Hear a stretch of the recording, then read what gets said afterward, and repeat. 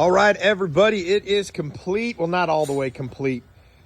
We still have to put the 32-inch tires on here. We're at 30.5 right now. We got 4.5-inch lift on the front, and we're 3.5-inch on the back. What we did is we took the HRG 2.5-inch lift kit that we helped Ben design and test, and we ended up going with a 2-inch subframe drop on this, which he's going to develop and sell on HRG off-road, and I'll sell at the Ridge store as well.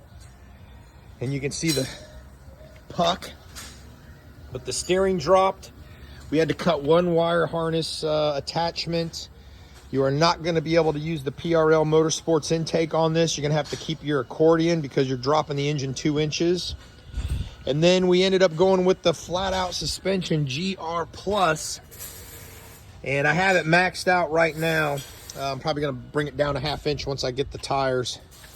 But yeah, we achieved 4.5 inches on the 2019 Honda Ridgeline. So big shout out to HRG Off-Road and flat-out suspension, as well as my store, the Ridge store, and Campin' Randy. So yeah, now it's really means something. That and that. So, but that's it, guys. Hope you like it. Stay tuned. We're gonna have the 32s put on this week. Going back to the Nitto Ridge grapplers, we're gonna do two 75/65 18s, which gives me 32.1 inches of tire. I got Traxxa's axle relocator.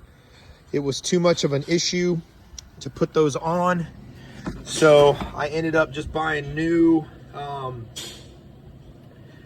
lower control arms, because after 40,000 miles with a lift, the front bushing tore on me. So we went ahead and did that.